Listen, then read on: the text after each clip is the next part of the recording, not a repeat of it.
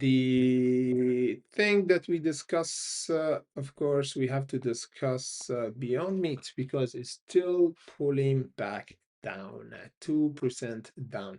We already discussed it before, and we said that there is anticipation for the earnings, and I think still the earnings, yeah, they said here on Monday, but it's not confirmed yet.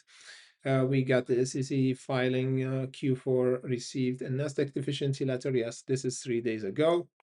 We don't have any update about this, but the good thing is we're still not having a huge flush down. We're still having a little pullback by little because the buyer is still holding the position over the 64. The seller is still, as we said before, is around the $1 psychological level where we tested back around the $6.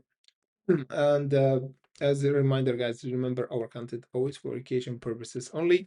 As we said, we got the $1 80s, the major level of resistance. The second one where they added their position is around the $88 or 88 cents. This is the place where we're going to have the first ignition or the first confirmation for a big buyer. But let me just show you something really interesting, which is many wicks around this level before the breakout.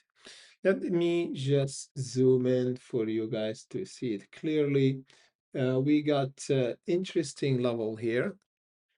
You see, before this breakout, we have those wicks which is a short seller trying to short the price down, but they got shorted and we squeezed up not that much, but 30%, and then price pulled back. And again, right now we have the same scenario, a lot of wicks here. So there's a lot of people buying, but the short seller shorting before even the 88 cents. So how are we going to break this level? We need a big buyer, guys, to come in order to give us, or at least to buy all the shares that hiding below the 88. There's a huge position opened around the $1.88. That's why the price continued to go down, and that's why we have those wicks show us that the shorts is still adding their position. Whatever, we have a big buyer coming in, but is not a big buyer enough for us to squeeze and hold over at the 88 or hold over the $1 for a few minutes. Because as you can see here, last time once we jumped, we stayed over the 88 for a few hours. Then the market closed, or the pre-market open, we have a flush.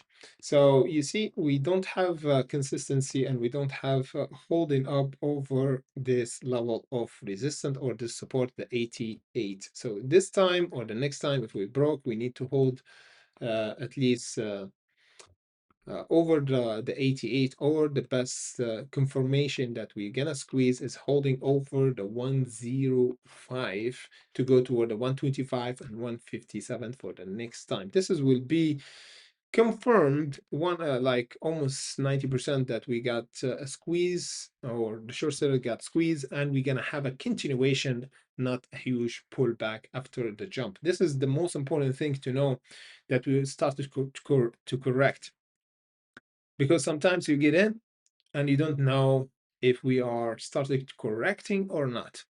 So this is the trap a lot of traders get in, because they want to spot the bottom, and usually they get burned because the price pulled back like a knife. So the most important thing is to confirm if we have a continuation for the squeeze. I'm gonna confirm that by tomorrow, and of course on our live streaming and on our Discord, if we have those kind of breakout in the pre-market or after hours, because usually the big major move happen in the pre-market. So we're gonna discuss it first, and I will discuss in Bitcoin very fast if something happened like this. So stay tuned for this major updates, guys, because Beyond Meat is doing something behind the scene. We have to be ready for it. Beyond Meat is garbage. I lost 2K. The idea, guys,